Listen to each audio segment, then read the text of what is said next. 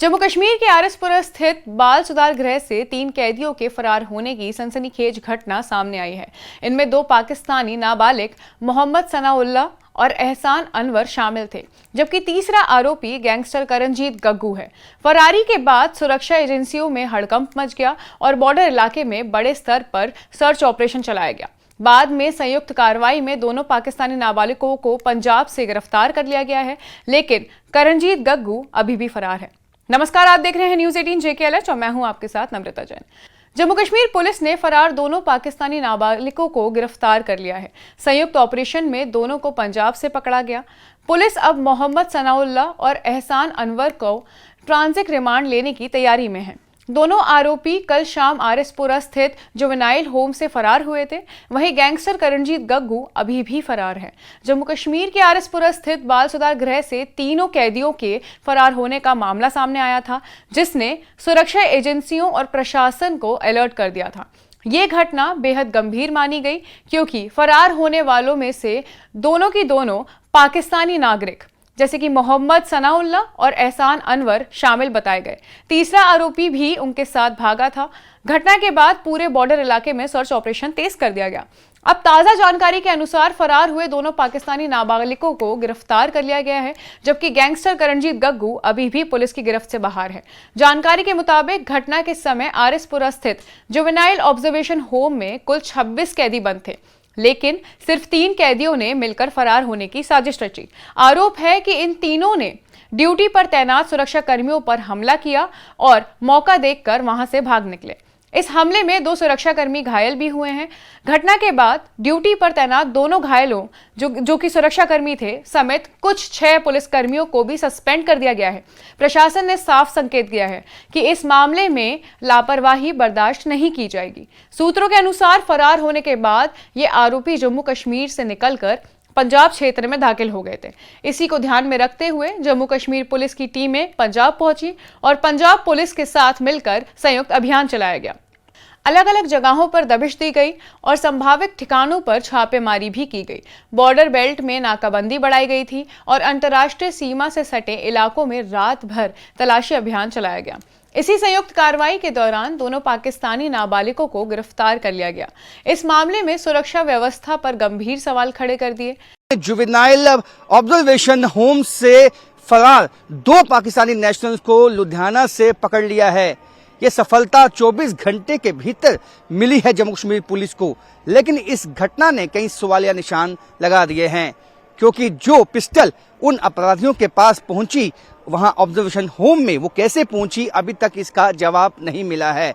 कल शाम की ये घटना उस वक्त घटित हुई थी जब 2 पाकिस्तानी इनमेट्स, उनके साथ एक गैंगस्टर, दोनों ने जो मिलकर जो है पुलिस वाले पे हमला किया और वहां से जख्मी करके भाग गए। उसके बाद वो यहां से लुधियाना पहुंचते हैं और पुलिस की कई टीम्स गठित होती हैं और जाके उनको लुधियाना में धर दबोचा जाता है। लेकिन कई अनसुलझी गुत्थियां हैं जिनका जवाब अभी तक नहीं मिला है कि ये पिस्टल कैसे पहुंची, कौन लोग उनकी मदद करने के पीछे थे, वो यहां से लुधियाना किसकी मदद से पहुंचे।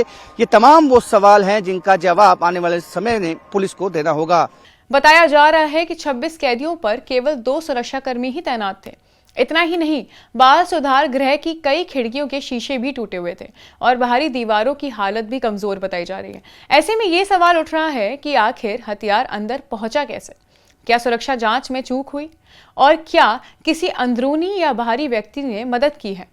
एक और महत्वपूर्ण तथ्य सामने आया है कि बताया जा रहा है कि फरार होने वाले यही तीनों कैदी इससे पहले 25 दिसंबर 2025 को केंद्र में लगे सीसीटीवी कैमरे को तोड़ चुके थे और सुरक्षा कर्मियों के साथ हाथापाई भी कर चुके थे। उस घटना के बाद भी सुरक्षा व्यवस्था में औपेक्षिक सुधार नहीं लाया गया। अगर उस समय सख्ती से कदम उठाए जाते तो शायद ये बड़ी घटना टाली जा सकती थी। मामले में एक और सवाल उठ रहा है कि जिन दोनों पाकिस्तानी नागरिकों के बारे में कहा जा रहा है कि अब वो नाबालिग नहीं थे, उन्हें जिला जेल क्यों नहीं भेजा गया? जानकारी के अनुसार पुलिस ने बालिग कैदियों की सूची जुवेनाइल कोर्ट को ही भेजी थी, लेकिन उन्हें जिला जेल स्थानांतरित क्यों नहीं किया गया? अब जांच एजेंसियां इस पहलू की भी पड़ताल कर रही हैं कि कहीं प्रक्रिया में कोई चूक तो नहीं हुई।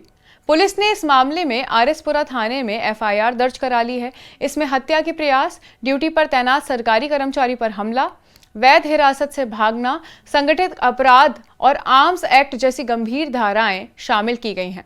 पुलिस अधिकारियों का कहना है कि मामले की जांच हर एंगल से की जा रही है। यही नहीं, आशंका जताई जा रही है कि इस फरारी के पीछे कोई गहरी साजिश हो सकती है और बाहरी सहयोग की भी भूमिका से भी इनकार नहीं किया जा सकता। घटना के बाद बाल सुधार गृह में पुलिस बल की तैनाती बढ़ा दी गई है। सुरक्षा व्यवस्था को मजबूत करने के निर्देश दिए गए हैं। साथ ही पूरे मामले की विभागीय जांच भी शुरू कर दी गई है, ताकि ये भी पता लगाया जा सके कि अगर चूक हुई तो आखिर हुई कहां और जिम्मेदार आखिर है कौन। फिलहाल 2 आरोपियों की गिरफ्तारी हो चुकी है और पुलिस और सुरक्षा एजेंसियों का पूरा फोकस फरार गैंगस्टर करणजीत गुग्गू को जल्द से जल्द पकड़ने पर है। बॉर्डर इलाके में सर्च ऑपरेशन जारी है। ड्रोन और तकनीकी निगरानी का सहारा लिया जा रहा है और संदिग्ध गतिविधियों पर नजर रखी जा रही है। आसपास के जिलों को भी अलर्ट पर रख दिया गया है। कुल मिलाकर यह मामला सिर्फ तीनों कैदियों के भागने तक का नहीं है, बल्कि ये सुरक्षा व्यवस्था, निगरानी तंत्र और जेल प्रबंधित पर गंभीर सवाल खड़ा करता है। अब देखना ये होगा कि जांच में क्या सामने आता है। क्या ये सिर्फ लापरवाही का मामला है या फिर इसके पीछे कोई बड़ी साजिश छुपी हुई है। फिलहाल प्रशासन ने सख्त रुख अपनाया है और साफ कर दिया है कि दोषियों को बख्शा नहीं जाएगा।